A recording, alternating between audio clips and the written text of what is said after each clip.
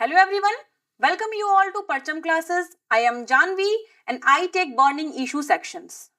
हमारी classes Tuesday और Friday को शेड्यूल रहती हैं. प्रीवियस क्लासेस को देखने के लिए हमारी चैनल की बर्निंग इशू की प्लेलिस्ट पे जाके आप देख सकते हो. आज का हमारा टॉपिक है El Nino's electoral and economical implications in 2024 elections. El Nino, a type of climatic pattern जो कि पैसिफिक ओशियन के रीजन में इवॉल्व होता है. किस तरीके से ये इंडिया की इकोनॉमी और अपकमिंग 2024 के जनरल इलेक्शंस को इम्पैक्ट करेगा, हम इसी की पूरी डिटेल्ड एनालिसिस करेंगे इस वीडियो में. अल नीनो की अगर हम बात करें तो 2023 के जून मॉनसून सीजन को हमने देखा कि इस बार का मॉनसून लेट रहा है. वहीं हमने जुलाई में देखा कि कुछ ही दिनों में इतनी ज्यादा बारिश हो गई कि दिल्ली जैसी सिटीज को इसका लोड संभालना बहुत ही मुश्किल हो गया और वहां पे बिल्कुल ही फ्लड जैसी स्थिति देखने को मिली. साथ ही साथ उत्तराखंड, हिमाचल प्रदेश और नॉर्थ ईस्ट वाले जो स्टेट्स हैं वहां पर हैवी फ्लड्स देखे गए.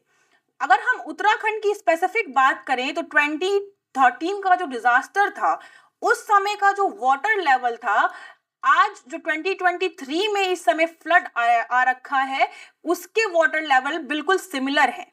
दो यहाँ पर 2013 जैसा उतना डिवास्टेटिंग इम्पैक्ट नहीं हुआ, बट अगर हम फ्लड लेवल की बात करें, फ्लड वाटर लेवल की बात करें तो ये बिल्कुल सिमिलर है 2013 के.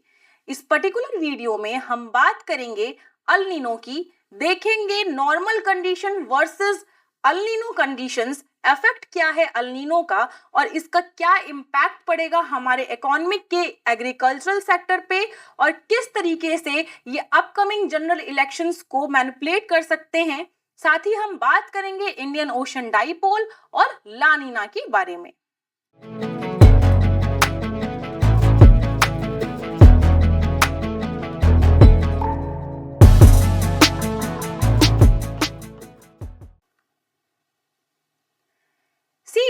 अल नीनो भारत की इकोनॉमी के लिए एक मेजर रिस्क की तरह देखा जा रहा है. वहीं अप्रैल और मई में 2024 में जनरल इलेक्शंस होने वाले हैं. अगर अगस्त की बात करें तो हमने 2023 में ये देखा कि जो अगस्त का मंथ था उसमें 13.7% का डेफिसिट देखा गया है, बिलो नॉर्मल रेनफॉल का यहाँ पे 30.7% के रेशियो से कम हुई है. अगर 1920 और 1965 ये 2 साल ऐसे रहे हैं जिसमें अगस्त का जो महीना रहा है वो ड्राइएस्ट माना गया है, लेकिन 2023 का जो अगस्त देखने को मिल रहा है ये इन दोनों ईयर के ड्राइएस्ट मंथ को सरपास करके एक न्यू रिकॉर्ड बनाया है और 2023 का जो ये अगस्त मंथ है वो ड्राइएस्ट एवर बन गया है. आरबीआई गवर्नर ने ये कहा है कि अल नीनो का इकोनॉमी पे इतना बुरा इंपैक्ट पड़ने वाला है कि जो इन्फ्लेशन रेट हमें 4% के बिलो तक रोकना होता है उस टारगेट को अचीव करने में काफी डिफिकल्टीज भी आ रही हैं. अब हम बात करेंगे कि अल नीनो क्या होता है. बाकी सारी चीजों को समझने के पहले हमें अल नीनो के बेसिक चीजों को समझना होगा, फंडामेंटल्स को देखना होगा. अल नीनो एक क्लाइमेटिक पैटर्न है जो 2 से 7 साल के अंतराल इंटरवल पे आपको पैसिफिक ओशियन और इक्वेटर के आसपास के रीजन में देखने को मिलेगा और इसकी प्रेजेंस से वो जो पूरा रीजन है पैसिफिक ओशियन और इक्वेटर के पास का यूजुअली वार्म रहता है. पहली बार 17th सेंचुरी में साउथ अमेरिका के एक फिशरमैन ने इस इंसिडेंट को, इस अकरेंस को नोटिस किया. स्पेनिश में अल नीनो का मतलब होता है द क्राइस्ट चाइल्ड और लिटिल बॉय. देखिए अल नीनो जो है वो ईएनएसओ का पार्ट है. What is ईएनएसओ? ईएनएसओ यानी कि अल नीनो सदर्न ऑसिलेशन. अब सदर्न ऑसिलेशन क्या होता है? सदर्न ऑसिलेशन देखिए एक रेगुलर पैटर्न चेंजेस है जो कि एटमॉस्फेयर में अकर होता है. आप यहाँ इमेज में देख सकते हो, ये इमेज शो कर रही है normal winter pattern American continent का, जिसमें नॉर्दर्न अमेरिका के रीजन में यहाँ पे कोल्ड है और सदर्न अमेरिका में यहाँ वार्म और वेट टाइप के क्लाइमेट देखने को मिल रहे हैं. यही कंडीशन अगर अल नीनो का अकरेंस होता है यहाँ पे या फिर ला नीना का अकरेंस होता है आपके वेस्टर्न कोस्ट पे, तो ये सारे जो आप यहाँ पे क्लाइमेट देख रहे हो ये रिवर्स हो जाते हैं, इनमें परिवर्तन आ जाता है, उसी को हम कहते हैं सदर्न ऑसिलेशन। जो ईएनएसओ है वो दो टाइप के, दो फेजेस में होते हैं। ईएनएसओ का एक फेज है वार्म और दूसरा है कोल्ड। वार्म फेज में अल नीनो आता है, वहीं कोल्ड फेज को हम ला नीना कहते हैं। देखिए यहां पे हम पहले देखेंगे कि अल नीनो का जब अकरेंस नहीं होता है तब पैसिफिक ओशियन के अंदर ऑस्ट्रेलिया और इंडियन सबकॉन्टिनेंट के रीजन में किस तरीके का प्रेशर कहां कहां पे पाया जाता है। आप इमेज में ध्यान से देखिए, ये साउथ अमेरिका का वेस्टर्न कोस्ट है, यहाँ पे ये ब्लू एरिया आपका डिनोट करता है cold water and high pressure. और ये जो रेड रीजन है आपका, ये रेड रीजन यहाँ पे इंडिकेट कर रहा है warm water and low pressure. इस एरो के थ्रू आप देख सकते हैं ट्रेड विंड का डायरेक्शन। हमें पता है कि जो ट्रेड विंड्स हैं वो हाई प्रेशर से लो प्रेशर की तरफ मूव करती हैं। तो जब अल नीनो नहीं होता है, अल नीनो की कंडीशंस नहीं होती हैं पैसिफिक ओशियन में, तो सदर्न अमेरिका के वेस्ट कोस्ट पे हमें हाई प्रेशर मिलता है और नॉर्दर्न ऑस्ट्रेलिया और आपका यहाँ पे साउथ ईस्ट एशिया में आप देख सकते हो कि यहाँ पे लो प्रेशर क्रिएट हो रहा है। इस कारण से ट्रेड विंड्स जो हैं आपका इस तरफ मूव करती हैं और यहाँ पे हमें बारिश देखने को मिलती है। लेकिन अल नीनो के समय में क्या होता है? अल नीनो के समय ये जो लो प्रेशर एरिया है वो इधर की तरफ डाइवर्ट हो जाता है, यानी कि जो आपका साउथ अमेरिका का वेस्ट कोस्ट है वहां पे लो डिप्रेशन क्रिएट होता है।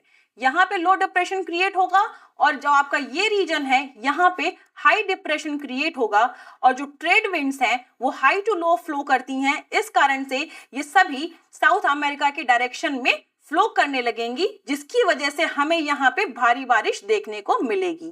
तो ये है अल नीनो की कंडीशंस। अल नीनो की वजह से यहाँ आपका जो ये नॉर्थ अमेरिका का सदर्न पार्ट है और जो साउथ अमेरिका है यहाँ के रीजन्स में बहुत ज्यादा बारिश होती है और अगर एक्सट्रीम अल नीनो की कंडीशन है तो फ्लड्स भी आ सकते हैं। नाउ अब हम बात करेंगे कि अल नीनो के क्या क्या इफेक्ट हैं। सबसे पहला इफेक्ट जो इंडिया पे पड़ता है वो है हमारा पुअर समन मॉनसून। जो साउथ वेस्ट मॉनसून है इसको जो है वो वीक करता है अल नीनो। साथ ही साथ अभी हमने देखा South America, United States, Horn of Africa, Central Asia, in regions में हैवी रेनफॉल देखने को मिलती है। एक बहुत ही इंपॉर्टेंट इसका इंपैक्ट है कोरल ब्लीचिंग। कोरल्स को सरवाइव करने के लिए बहुत ही मॉडरेट टेम्परेचर चाहिए। थोड़ा सा भी टेम्परेचर में चेंज अगर आता है तो यहाँ पे कोरल्स को सरवाइव करना बहुत मुश्किल हो जाता है और हम देख रहे हैं कि यहाँ पे किस तरीके से पूरा एटमॉस्फेरिक जो यहाँ पे प्रेशर है, जो टेम्परेचर है सी वाटर का, वो पूरी तरीके से चेंज हो रहा है, जिसके कारण से जो भी कोरल्स पाए जाएंगे उनकी जो है ब्लीचिंग स्टार्ट हो जाएगी। नेक्स्ट यहाँ पे इफेक्ट देखने को मिलता है वो एनर्जी और ट्रांसपोर्टेशन पे देखने को मिलता है। एनर्जी जो हम प्रोड्यूस करते हैं ओशन वाटर को यूज करके, उन पे भी इम्पैक्ट आता है, साथ ही साथ जो ट्रांसपोर्टेशन हो रहा है उस पे भी इफेक्ट पड़ता है। और नेक्स्ट अगर हम बात करें तो इंटरनेशनल ट्रेड, फूड प्राइसेस और एग्रीकल्चरल आउटपुट पे भी इसका खराब इम्प्लीकेशन देखने को मिलता है। देखिए किस तरीके से हम पता लगाएंगे कि अल नीनो का कितना इम्पैक्ट आएगा। अब अल नीनो तो एक नॉर्मल कंडीशन है, वार्म वाटर, हाई प्रेशर और लो प्रेशर का इंटरचेंज, लेकिन अल नीनो कितना स्ट्रेंथेंड है, वो किस तरीके से कितना डिवास्टेटिंग प्रूव हो सकता है, उसका कैसे पता लगाएंगे। अल नीनो की जो नॉर्मल आप कह लो टेम्परेचर होती है कि जब भी अल नीनो की कंडीशन डेवलप होती है तो यहाँ पे जो टेम्परेचर डिफरेंस होता है वो ऑलमोस्ट 0.5 डिग्री सेल्सियस माना गया है। तो 0.5 डिग्री सेल्सियस जो है यहाँ पे आप मान लो कि जो साउथ अमेरिका का ये कोस्ट आप देख रहे हो, यहाँ पे 0.5 डिग्री सेल्सियस टेम्परेचर ज्यादा बढ़ गया कंपेयर टू दिस रीजन। लेकिन इस बार ये कहा जा रहा है कि 66% चांसेस हैं कि ये जो डिफरेंस है वो 1.5 डिग्री सेल्सियस पहुंचेगा अक्टूबर और दिसंबर के महीने में, और 75% चांसेस यहाँ पे ये हैं कि ये टेम्परेचर डिफरेंस 1 डिग्री रहेगा during January to March month of 2024। ये प्रिडिक्शन करी किसने है? National Oceanic and Atmospheric Administration, NOAA. ये यूएस की एक एजेंसी है जो वेदर फॉरकास्टिंग वार्निंग इशू करती है, साथ ही साथ ओशियन में किस तरीके के चेंजेस आ रहे हैं प्रेशर्स में उसको भी देखती है। तो नोआ ने ये प्रेडिक्शन की है कि ये जो टेम्परेचर डिफरेंस है ये बहुत ही ज्यादा रहेगा इस साल, और इसलिए जो अल नीनो का जो इम्पैक्ट है वो बहुत ही ज्यादा पड़ेगा ऑल ओवर द वर्ल्ड। अब हम देखेंगे कि ये जो आप चार्ट देख रहे हो यहाँ पे, ये चार्ट क्या डिनोट करता है? See the oceanic Nino index. ये नीनो इंडेक्स के अंदर यहाँ पे 2010 से 2023 तक का डेटा दिया गया है मंथ वाइज कि कितना difference of temperature El Nino की कंडीशंस के दौरान देखने को मिला है। नेक्स्ट अब हम बात करने वाले हैं स्पेसिफिक कि अल नीनो का इम्पैक्ट इंडियन एग्रीकल्चर पे क्या पड़ने वाला है, किस तरीके से ये पॉलिटिकल लैंडस्केप को चेंज करेगा। हमने अल नीनो के बेसिक क्राइटेरियाज को देख लिया है कि अल नीनो की वजह से पूरे वर्ल्ड में कहाँ कहाँ किस किस तरीके की चीजें, किस किस तरीके का इम्पैक्ट देखने को मिलता है। अब हम स्पेसिफिकली बात करने वाले हैं भारत की और किस तरीके से ये हमारे एग्रीकल्चरल सेक्टर को इम्पैक्ट कर रहा है। देखिए, जो साउथ वेस्ट मॉनसून है वो बहुत ही ज्यादा भारत के लिए इंपॉर्टेंट है। इंडिया एग्रीगेरियन इकोनॉमी है और साउथ वेस्ट मॉनसून, क्योंकि हमारे देश में कई सारे मोस्टली जो फार्म लैंड्स हैं वो मॉनसून रेन पर ही डिपेंड करते हैं, और उसके बाद मॉनसून रेन के बाद यहाँ पे वो रिजर्वॉयर और ground water levels, ground water के ऊपर डिपेंड करते हैं। सबसे पहले आप यहाँ पे ये समझिए कि हमने देखा अल नीनो के समय, साउथ वेस्ट मॉनसून के समय किस तरीके की परिस्थितियां बनती हैं आपकी इंडियन ओशन के अंदर। आप यहाँ पे देख सकते हो डायग्राम में, ये है आपका अरेबियन सी। ये जब गर्म रहता है कंपैरेटिवली पैसिफिक ओशियन के, यहाँ पे पैसिफिक ओशियन से ज्यादा यहाँ पे नॉर्मल डेज में ये जो एरिया रहता है लो प्रेशर का रहता है। जो ट्रेड विंड्स हैं, मैंने बताया कि हाई टू लो मूव करती हैं, ये इंडियन सब कॉन्टिनेंट की तरफ डाइवर्ट कर जाती हैं। डाइवर्ट करने का मतलब है कि ये यहाँ से ऐसे सीधे आती हैं, फिर इक्वेटर के पास से कोरियोलिस फोर्स के थ्रू ये डाइवर्ट कर जाती हैं इंडिया की तरफ, और ये जो है वार्म एयर है ये सी से मॉइस्चर उठाकर और पूरा का पूरा शेड करती हैं इंडियन सब कॉन्टिनेंट पे, जिससे कि भारत के अंदर वर्षा होती है। अब क्या हो रहा है कि ये जो जितने भी साउथ वेस्ट मॉनसून है, ये खरीफ सीजन की जो क्रॉप है, खरीफ सीजन की क्रॉप कौन कौन सी होती हैं? जो जून से लेकर जुलाई तक में आपका कह लो कि उनको लगाया जाता है खेतों में। जैसे आपकी राइस, जो राइस की क्रॉप है, चावल की जो फसल है, उसके बारे में यहाँ पे बात हो रही है। खरीफ सीजन की एक क्रॉप को अगर हम देखें तो वो है राइस। तो राइस को यहाँ पे जून से जुलाई में यहाँ पे सो किया जाता है, खेतों में लगाया जाता है, और इसका हार्वेस्ट कब देखने को मिलता है? सितंबर से अक्टूबर के बीच में। ठीक है। अगर हम बात करें वही राबी की, तो राबी जो है विंटर और स्प्रिंग के समय की क्रॉप्स होती हैं, जिसमें राबी में अगर आप हम एक मेन क्रॉप की बात करें तो आपका हो गया वीट। अब इन दोनों सीजन की जो क्रॉप्स हैं, क्योंकि हम देख रहे हैं कि साउथ वेस्ट मॉनसून पूरा का पूरा अफेक्ट हो रहा है अल नीनो से, बारिश कम हुई है। खरीफ सीजन की जो क्रॉप है वो बहुत ही ज्यादा इंपैक्ट हुई है। राइस की जो क्रॉप होती है उसको बहुत ज्यादा पानी चाहिए होता है, लेकिन बारिश इस साल हुई नहीं है। नॉर्मल रिजर्वॉयर से या फिर डैम से लेकर जो भी फार्मर्स हैं, उन्होंने किसी तरीके से जो फील्ड्स हैं उनमें पानी या फिर इरिगेशन की जो सर्विसेज हैं उसको लिया है। बट यहाँ पे सबसे महत्वपूर्ण चीज ये है कि अल नीनो की जो कंडीशन है वो 2024 तक इसी तरीके से चलेगी। तो हमें सबसे बड़ी चिंता की बात ये हो गई है कि खरीफ की तो फसल अभी हम हार्वेस्ट हो जाएगी यानी कट जाएगी। मेन जो दिक्कत यहाँ पर है वो है राबी की फसल के लिए। यहाँ इमेज में देखिए, ये है आपकी खरीफ क्रॉप्स, राइस, ग्राउंडनट, रागी, सोयाबीन। ये है आपकी राबी, वीट, पीस, ग्राम और मस्टर्ड। अल नीनो की वजह से नॉर्मल तो जो बारिश से इरिगेशन होता है वो तो खराब हुआ ही है, साथ ही साथ जो हम रिजर्वॉयर में पानी स्टोर करते हैं उसके ऊपर भी इफेक्ट पड़ा है। अब आप समझिए कि बारिश नहीं हुई, रिजर्वॉयर में पानी भी स्टोर नहीं हुआ, तब इरिगेशन कैसे होगा आने वाले समय में, किस तरीके से हम सबको बराबर पानी देंगे, इरिगेशन फैसिलिटी प्रोवाइड कराएंगे कंट्री के अंदर, ये सबसे बड़ी समस्या निकल के आ रही है यहाँ पे। अगर हम बात करें बिहार, वेस्ट बंगाल, आसाम, तेलंगाना, आंध्र प्रदेश, तमिलनाडु, कर्नाटका, उड़ीसा, छत्तीसगढ़, ये जितने भी राज्य आप देख रहे हैं, इन सब राज्यों में राइस कल्टीवेशन देखा जाता है। अब आप जरा सोचिए कि जो मॉनसून है उसने इस पूरी की पूरी फसल को इम्पैक्ट किया है और इन देशों में फार्मर्स की क्या स्थिति होने वाली है, उनका जो इनकम है उसके ऊपर क्या इफेक्ट पड़ने वाला है।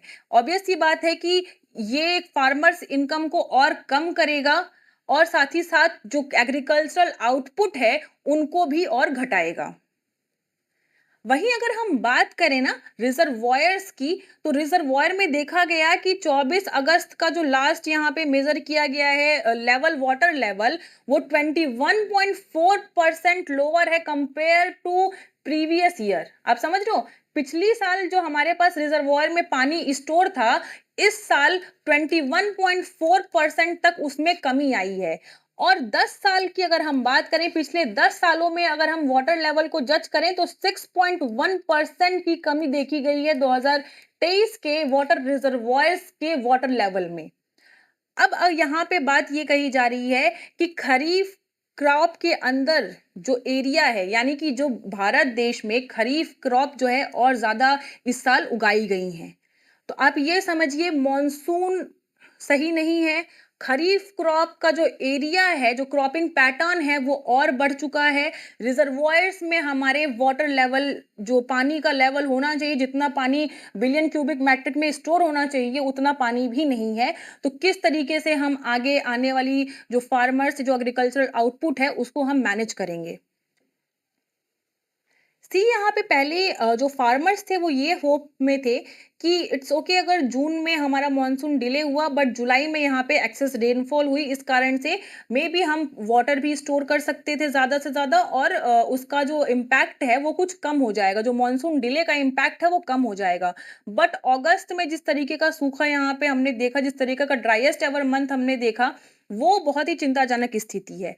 यहाँ पे ये माना जा रहा है कि अगर हम खरीफ क्रॉप की भी बात करें, अगर हम यहाँ पे मैनेजमेंट की बात करें कि नुकसान तो हो गया है, क्लाइमेट पे हमारा कोई भी आप कह सकते हो कि क्लाइमेट को हम नहीं बदल सकते हैं, लेकिन जो उसकी वजह से नुकसान हो रहा है वहां हम कुछ ना कुछ कर सकते हैं। तो ये माना जा रहा था कि खरीफ की फसल तो उग चुकी है, अब उसको हार्वेस्ट करने का समय आ रहा है। तो अगर अगस्त में एक दो शावर और देखने को मिल जाते तो ये जो खरीफ का जो पूरा क्रॉप है, खरीफ की जो खरीफ सीजन की जो पूरी फसल है वो उतनी खराब नहीं जाती जितनी की जानी चाहिए।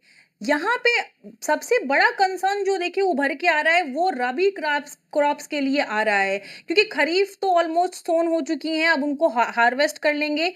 रबी क्रॉप्स के लिए हम मेनली डिपेंडेंट हैं वाटर रिजर्वॉयर्स और एक्विफायर्स पे, क्योंकि हमें पता है कि विंटर्स में जो पूरा नॉर्दर्न इंडिया है वो बारिश नहीं देखता है, नॉर्थ ईस्ट मानसून आता है तो वो आपका तमिलनाडु के साइड आता है, साउथ में थोड़ा बहुत आपको रेनफॉल्स देखने को मिलेंगी, लेकिन अल्नीनो की वजह से ये भी इम्पैक्ट होने वाली हैं, क्योंकि हमने देखा कि अल्नीनो का जो टेम्परेचर डिफरेंस है वो 1.5 डिग्री सेल्सियस तक जाने के चांसेस हैं इन विंटर सीजन। और इस कारण से भारत में हम देख सकते हैं कि जो विंटर है वो जो जो ठंड है वो उतनी ज्यादा नहीं पड़ेगी, थोड़ी सी यहाँ पे कंपैरेटिवली जो टेम्परेचर रहेगा वो हाई रहेगा नॉर्मल विंटर्स से। तो यहाँ पे मेन समस्या राबी राबी क्रॉप्स के लिए है, बिकॉज रिजर्वॉयर्स में उतना पानी नहीं हम स्टोर कर पाए हैं, तो हम सबको इरिगेशन फैसिलिटी किस तरीके से प्रोवाइड कराएंगे और विदाउट वाटर ये राबी की जो क्रॉप्स हैं उनके ऊपर क्या इम्पैक्ट करेगा। रिजर्वॉयर्स वाटर लेवल की बात करें तो कर्नाटका, महाराष्ट्र, ओडिशा और मेनली सदर्न इंडिया और ईस्टर्न इंडिया में जितने भी रिजर्वॉयर हैं वहां पे बहुत ही ज्यादा कम स्टॉक है। वहीं अगर हम क्रॉप यानी कि ग्रेन कितना वेयर हाउस में अपने इंडिया के पड़ा हुआ है, तो देखिए लास्ट टाइम क्या था कि लास्ट सीजन में हमारे पास एटलीस्ट राइस के स्टॉक ज़्यादा थे, व्हीट के जो फसल थी वो कम आई थी, तो हमने किसी तरीके से मैनेज कर लिया। लेकिन जो इस साल का हमारा गवर्नमेंट का वेयर हाउस है, वो हम देख रहे हैं कि 6 सालों के सबसे लोएस्ट पोजीशन पर है। राइस और व्हीट दोनों ही के स्टॉक बहुत कम बचे हुए हैं सरकार के पास। 1 अगस्त का जो डेटा आया है उसमें ये बताया गया है कि 65.5 मिलियन टन ग्रेन ही सिर्फ गवर्नमेंट वेयर हाउस में स्टोर किए गए हैं। अब इनकी वजह से क्या होगा, अब इन सारी चीजों का इंपैक्ट कहां पड़ेगा, इसकी वजह से जो आपका रिटेल फूड इन्फ्लेशन है वो 11.5% तक जुलाई में पहुंच गया। आप यहाँ पे ग्राफ में देख सकते हो 11.51% तक यहाँ पे पहुंच गया है। सी, अभी हमने देखा कि टोमेटोज और नेक्स्ट जो कहा जा रहा है अनियंस के प्राइस जो हैं वो बहुत ही ज़्यादा हाई जाने वाले हैं because of supply shortage and logistic problem. लेकिन ये टोमेटो और जितनी भी टोमेटो फ्रूट्स वेजिटेबल के इन्फ्लेशन है, एक बार को हम वो भी कवर कर लें। लेकिन अगर हम ग्रेन्स की कमी आती है तो बहुत ही ज़्यादा इन्फ्लेशन भारत में फैलने की चांसेस हैं। तो क्या होगा, रिटेल फूड इन्फ्लेशन हम देख रहे हैं कि अपने 11.51% तक पहुंच गया है। लास्ट ईयर अभी मैंने बताया कि जो व्हीट का स्टॉक था एटलीस्ट वो लो था, तो राइस के स्टॉक से हमने किसी तरह जो सीरियल इन्फ्लेशन था उसको कंट्रोल कर लिया। लेकिन इस साल गवर्नमेंट वेयर हाउस में भी उतना स्टॉक जो है नहीं है, तो इस कारण से हम बहुत ही ज़्यादा जो रिटेल इन्फ्लेशन है उसकी मार भारत को झेलनी पड़ेगी। यहीं अगर हम बात करें, आप यहाँ पे चिकपी की बात कर लो, चना, यहाँ पे इमेज में देख सकते हो। यहाँ पे एक एग्जाम्पल के थ्रू मैं आपको बताना चाह रही हूँ कि किस तरीके से ये जो प्राइस चेंजेस हैं और मॉनसून इफेक्ट करते हैं। अब देखिए, चने का जो प्राइस है वो 20% से बढ़ गया है। ऐसा नहीं है, चने की जो यील्ड है, जो प्रोडक्टिविटी है वो सही आई है, वो सही हुए हैं, चने की फसल भी अच्छी हुई है, लेकिन इसका जो प्राइस है वो बढ़ गया। क्यों बढ़ गया? क्योंकि जो बाकी सारी अदर सीरियल्स हैं, यानी कि बाकी सारी अदर, जैसे कि आपकी अरहर की दाल हो गई, तूर की दाल हो गई, चने में ही और कई सारी वैरायटीज होती हैं, तो वो सारी क्रॉप्स जो हैं उनकी प्रोडक्टिविटी उतनी अच्छी नहीं आई है, और उनका जो प्राइस है, वो उनका जो शॉर्टेज है उसके कारण से चने की, आप यहाँ पे देख सकते हो, चिकपी का जो ये रेट है वो बढ़ गया है। तो किस तरीके से अगर एक प्रोडक्ट की भी स्कैरेसिटी आएगी तो वो बाकी सारे जो प्रोडक्ट्स हैं, बाकी सारे जो सीरियल्स हैं उन पर भी इम्पैक्ट डालेगी। तो ये है पूरा अल नीनो का इम्पैक्ट जो हमारे भारत की इकोनॉमी पे देखने को मिल रहा है। और ये अभी तक की बात है, इवन अभी आने वाले समय में अल नीनो का असर अप्रैल और मई तक रहेगा। तो आप समझ सकते हैं कि जो अपकमिंग सेशन की चीजें हैं उनमें भी अभी इन्फ्लेशन के और बढ़ने के चांसेस है, यानी कि जो हम 11.51% रिटेल फूड इन्फ्लेशन देख रहे हैं ये और भी बढ़ सकता है। अब हम बात करेंगे पॉलिटिकल सिनेरियो की। सी, अल नीनो देखा हमने, अब देखिए यहाँ से आप कनेक्ट करते चलिए। Integration is very important in burning issues. हम यहाँ पे यही मेन चीज सीखते हैं कि किस तरीके से एक चीज को हम वेरियस डायमेंशन से देख सकते हैं। यहाँ अल नीनो का अभी तक हमने जोग्राफिकल डायमेंशन देखा, इकोनॉमिकल डायमेंशन देखा। अब हम बात करेंगे पॉलिटिकल लैंडस्केप किस तरीके से प्रभावित होगा। अल नीनो ने इकोनॉमी पे इम्पैक्ट डाला, और इकोनॉमी जब इम्पैक्ट होती है तो यहाँ आती है फिर गवर्नमेंट। अब गवर्नमेंट के हाथ में पूरी तरीके से ये होता है कि ये इस प्रॉपर डिजास्टर को किस तरीके से मैनेज करती है।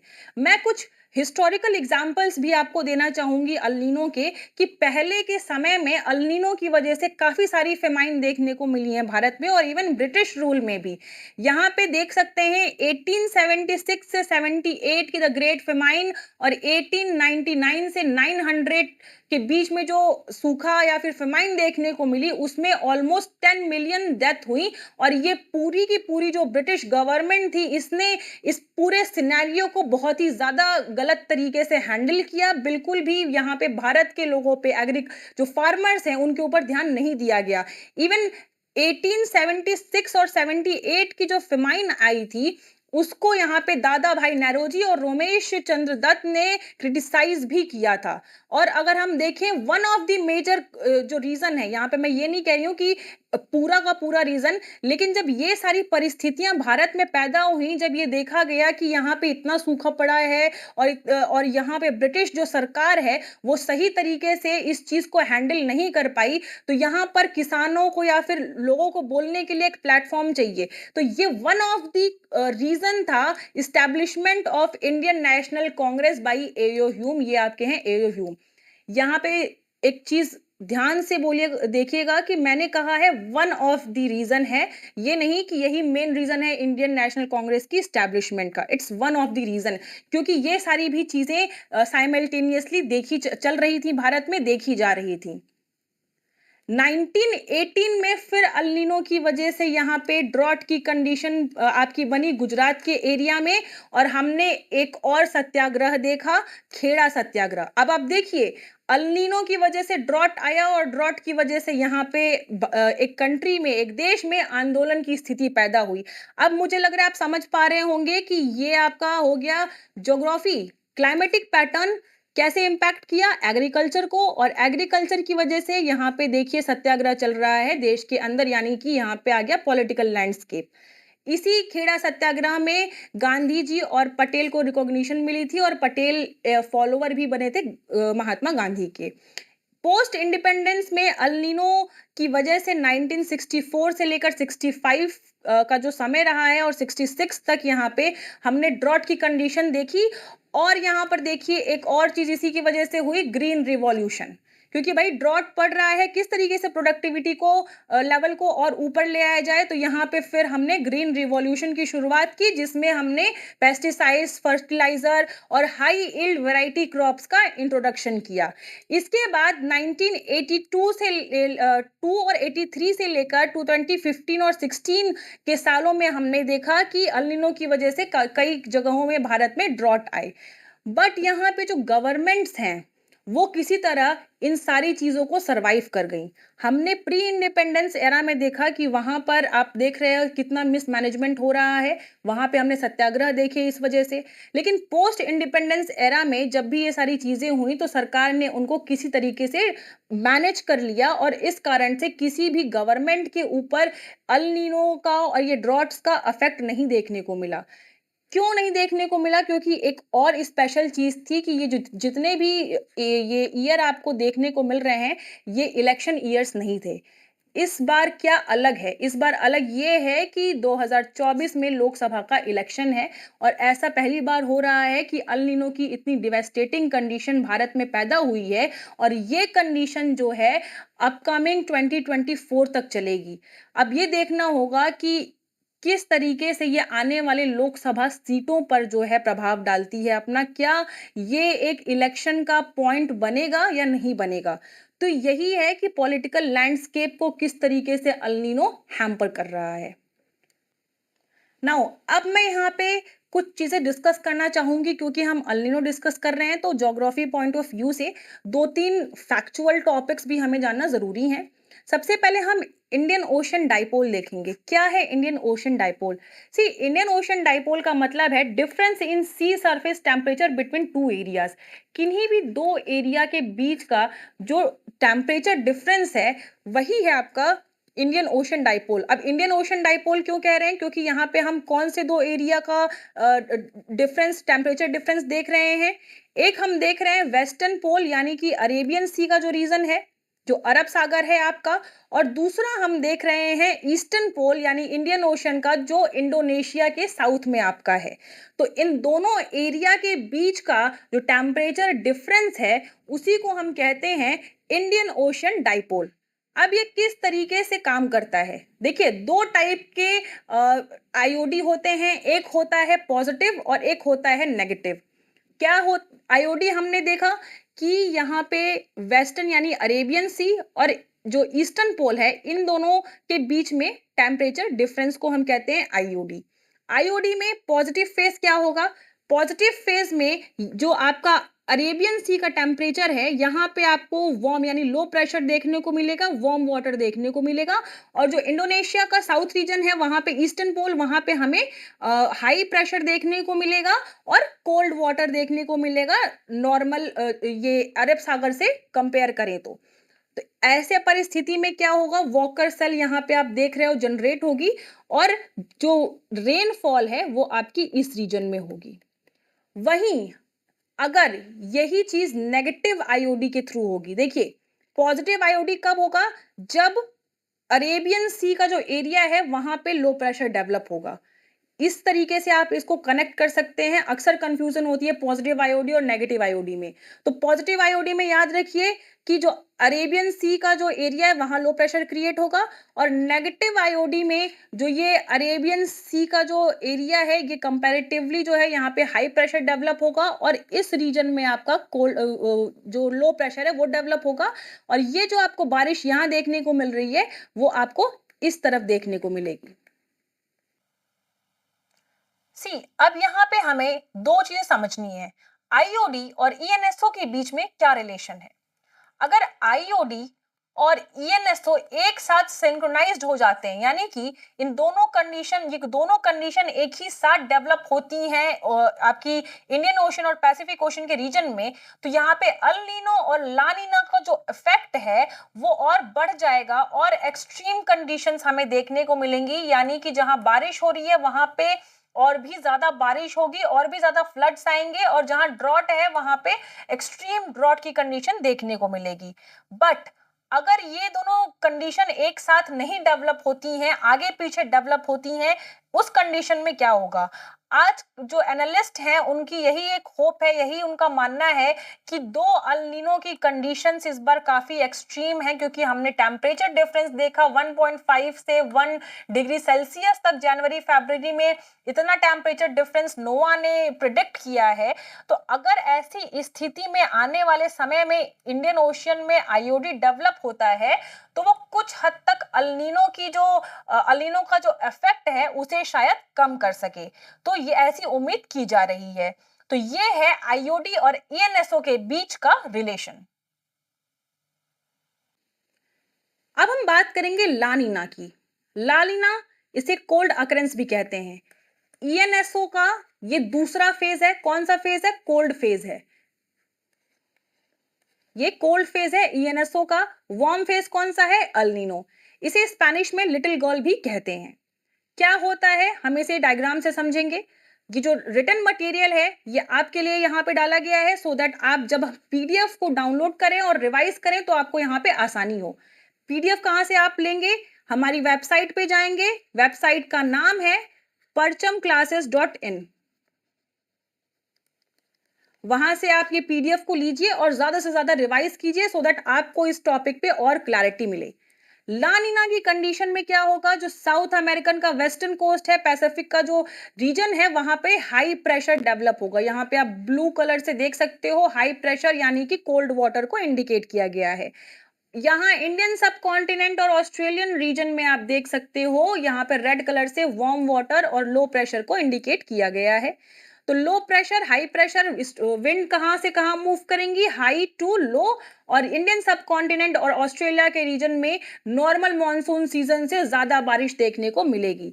लेकिन ला नीना भी अगर बहुत ज्यादा स्ट्रेंथन हो जाए, बहुत ही एक्सट्रीम हो जाए, तो बहुत ही ज्यादा बारिश के कारण यहाँ पे फ्लड की भी स्थिति आ सकती है। तो ये है ला नीना का पूरा वॉकर सेल किस तरीके से ये पूरा काम करता है। Now coming to next segment of our video। आज का क्वेश्चन है When was the Indian National Congress founded? भारतीय राष्ट्रीय कांग्रेस की स्थापना कब हुई? ऑप्शंस हैं आपके 1885, 1947, 1909, 1932। आप सब इसका आंसर कमेंट सेक्शन में करें। That's all for today. Till then, take care.